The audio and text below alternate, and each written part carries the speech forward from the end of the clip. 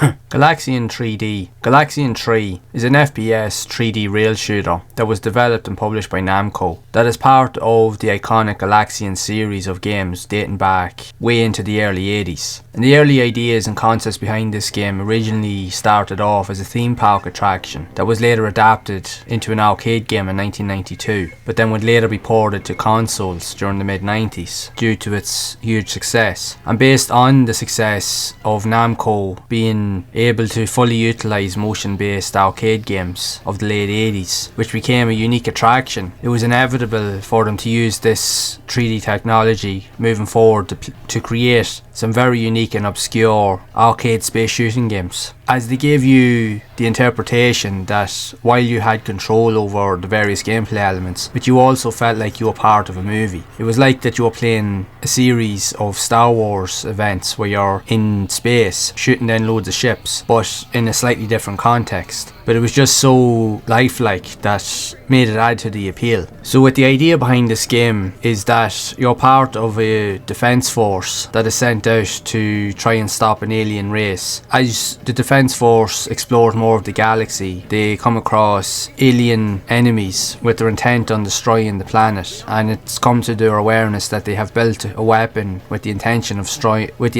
destroying Earth. So it is your job to try and put an end to that, or to try and stop the weapon before it can be used. So that's where the game plays out. You start off entering your ship and leaving the base, so you're sent out into the universe, and the goal is to literally destroy everything that moves while trying to progress towards the alien base so that you can destroy the super weapon. And everything about the game, the whole gameplay style, is very cinematic. Everything plays out, and your only simple job is to literally just move the cursor or crosshair and just shoot everything that possibly moves. It almost feels like a light gun game on steroids. That's how fast paced and frantic these games can get. And these type of titles were extremely popular in the arcades back in the day. Make no mistake about that. If you were into sci-fi games or aesthetics or movies, if you were like a Star Wars fan or anything like that, these type of games would have appealed to those players, hands down. While they may be simplistic in their nature, they're not without their level of difficulty, as they are tough, to say the least, as it will take quite a few tries in order to get a familiarity with the mechanics and to understand what it is that you need to really do. Yes, you do have to shoot items and enemies, but you just also have to make sure that you're shooting the right types of enemies so that you're not taking enough damage, because you've only got one health bar or shield, and that has to do you for the entirety of the journey. So if you're getting bombarded with enemy fire and taking hits, it won't be long before your ship is destroyed, so it will lead you having to play from the start of the game over again. Now, with regards to the overall playability, the game is short, as with a lot of these type of shooters, as you can get through them fairly quickly with enough skill, and graphically for their time they look incredible, considering they utilise 3D polygonal graphics for the enemies and other features, but everything else around it uses all movie quality aesthetics. But it really suits what the game is going for. If anything, it's the perfect blend between movie and polygon graphics. So these games definitely did that really well. And this is just but a number of other games on the system that were originally seen in arcades but that have been ported to systems. And in fairness, the consoles did do these games justice, as the hardware at the time was capable of running them to a high standard. As you had a lot of other games, with even another very rare one that was only released in Japan that I have covered on the channel, which was Chaos Control, that plays very similar to this, that uses a very similar look, style, play and feel, and it also was a decent game for what it was trying to do. These games definitely hold their own. There's definitely a unique aesthetic to them. Yes, they won't appeal to everybody, but back then it was almost the perfect time for these games to be brought to the masses, because the PlayStation, as we know, had a futuristic theme behind it, and these games were just the perfect fitting for it at the time. Yes, you had different genres. They were also taking up that mantle with racing games, and you had the Wipeout series and all that, but these games here definitely stood out in that respect because it brought that whole futuristic theme of the PlayStation literally to the big screen. And the fact that it was able to make everything look as cinematic and as movie quality like as it did definitely speaks volumes for how good the PlayStation really was. It is tough, but it definitely will appeal to those that are willing to put time into it, and it is a decent game overall. So if you do like these type of shooters shooters, I would love to know your thoughts of Galaxian 3 for the PlayStation if you have played it yourself, or what other type of rail shooters like this do you enjoy that were also released on the platform. So be sure to share it down in the comments below, and if you have enjoyed this video, make sure to leave a like, subscribe to the channel and hit that bell to be updated of future videos. And if you would like to see more content around other types of rail shooters like this that were also released on the PlayStation that I have covered on the channel previously, then you can check out this playlist on screen to see more of those games in action. And as always,